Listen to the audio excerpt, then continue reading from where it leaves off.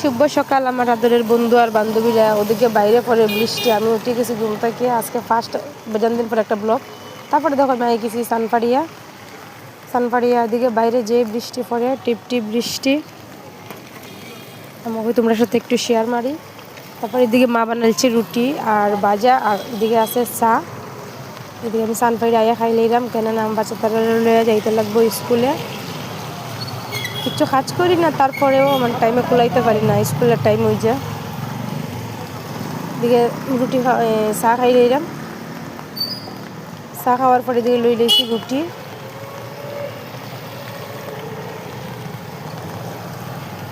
বাবার বাড়ি তাইলে যে কত মজা।